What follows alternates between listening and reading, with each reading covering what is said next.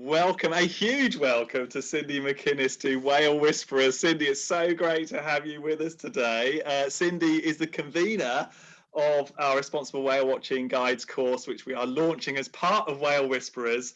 And Cynde, you spent so many years out there off of Boston whale watching with all these incredible whales and out of Gloucester. I know you've got so many stories to tell. Which is the story you've picked for us today?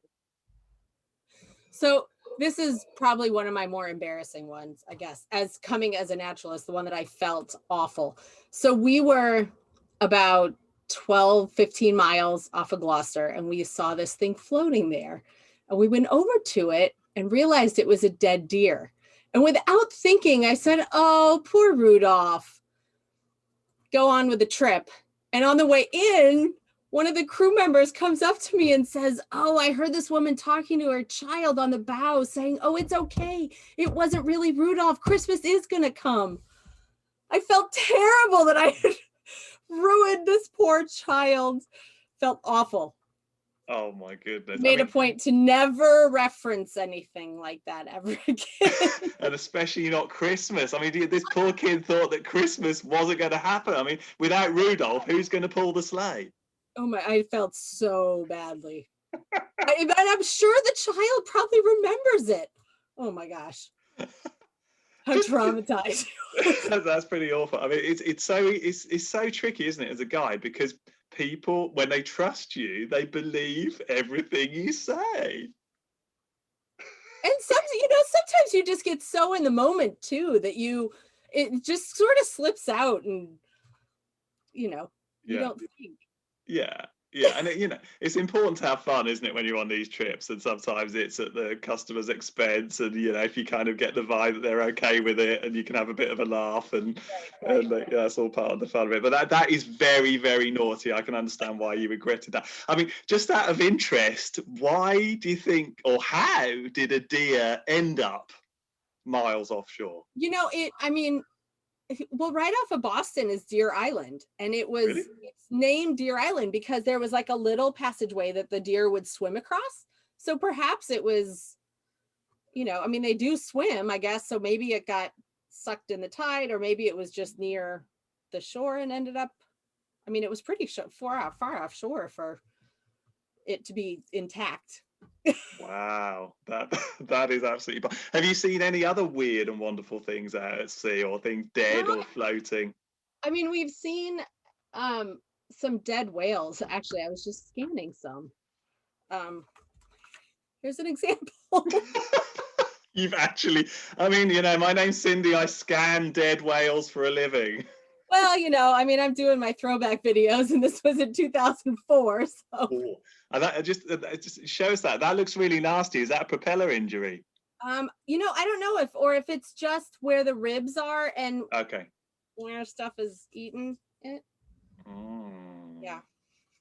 I mean, that is kind of a good thing about dead things at sea. From death comes new life, and often, morbid though it is, if you do see the carcass. I remember being on a trip once in the Bay of Biscay many, many years ago, and we were in a force 9 gale. And it was a huge swell. The swell was probably 5-6 meters, and we were literally kind of going down these incredible wave troughs and up the other side.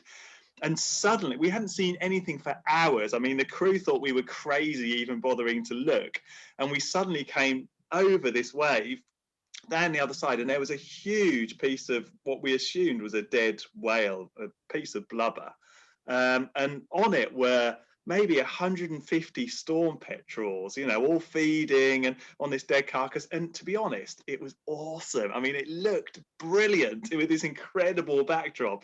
See these seabirds is really, really cool. Yeah, I just found one from 2003, I think, actually, that the same thing. The amount of storm petrels that are on it are incredible, feeding on the oils or whatever, the blubber. Yeah. Fantastic.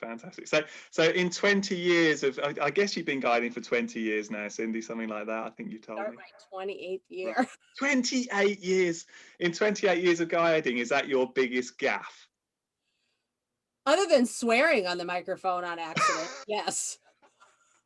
I mean, like the whale jumps out of the water and I go, holy. Yeah. I think I've only done that once or twice though. But that was, yeah, that's the one that I feel the worst about. Fair I enough. did say I couldn't remember what an ornithologist was, so I called it a birdologist. I I think I mean, finally remember the word, but I figure you get away with that with most people, but yeah, I mean, most people didn't even think twice about it, but I think I may have had somebody call me out by the end of the trip. and you obviously you've put a lot of effort into this guides training course, the Responsible Whale Watching Guides training course, which is fantastic. I think it, obviously we're biased here at the WCA, but it's so good. There's nothing else like it out there. Really, really excited about it.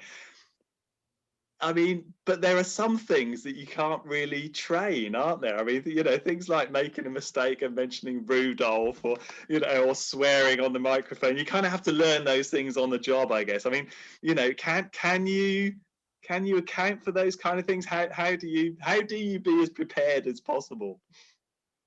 I mean, I think stuff like that, you just, you know, it you learn by practicing, I guess, and you learn by screwing up. And you know, you kind of realize that nobody's perfect. Everybody's going to screw up on the microphone at some point, say Yeah, the wrong thing or get tongue tied or, you know, whatever. But people don't usually get upset with you for anything like that. And as long as you're, you know, you're yourself and true to what you're doing, you know, you learn as you go. There's some things, it's kind of like raising kids. You know, you think, I didn't even think I would have to tell you not to do that. yeah. You know, there's just stuff that you don't think that could happen. You can't prepare for every situation, but that's true of life, isn't it? It is so true of life, and the thing about, you know, whale watching and guiding is that that's kind of almost the joy of it. Really, is the fact that you kind of think, oh, it's just another trip. We know what we're going to see, and then the unexpected happens, and then the unexpected happens, and the unexpected happens, and it's how you deal with that and relish it. Really, I guess. Yeah, yeah. I mean, it's like when you see a new species, some people think like, oh, what am I going to say about it? And, you know, if I'm lucky, there's a guidebook and I look up a couple facts, you know, like how long they are, stuff like I did this. We had Rizzos last summer and I haven't seen Rizzos in 15 years. So I don't remember details. I look it up real quick, but then that's part of the, you know what, you guys, I just read about this 5 minutes ago because I haven't seen these in 15 years, and being honest and upfront about that, you know, because then the passengers get too, like, what a cool sighting that is. So That people underestimate that honesty, I think, and you know, there's a lot of pressure on a guide to always be, you know, always have the answers, really, and you know, you feel that because people, they're looking up to you, they're expecting you to be the knowledgeable one, but like you say, often actually being authentic and honest adds an extra dimension to your guiding skills, and it's something not to be afraid of, I found. yeah, absolutely. And I think it's something that people worry about so often, you know, what if I don't know the answer to that question? And I mean, there's so much to learn about whales. You know, that you go to the Society for Marine Mammalogy conference and there's 15-minute talks, 5 concurrent sessions, 5 days. Like nobody knows the answer to everything. There's so much, you know, as much as we don't know, there's an incredible amount that we know. But, you know, I think, you know what? I don't know. That's a great question. That makes everybody feel good. Yeah, yeah, that's a great question. Can anyone else answer that question? That's always a good one. As soon as we get cell service, I'll look it up and see what I can find. Yeah, that's great. That's great. And I think that's lovely. Like when you can get back to people, that means a lot to them. Even if you can't answer the question at the time, there are opportunities later. Absolutely. Cynde, it's been great talking to you. I'm scared that the next time I'm not taking my kids out on a winter whale watch with you in case we come across Rudolf. But thank you so much for being taking part in the Whale Whisperers stories. Thank you for having me.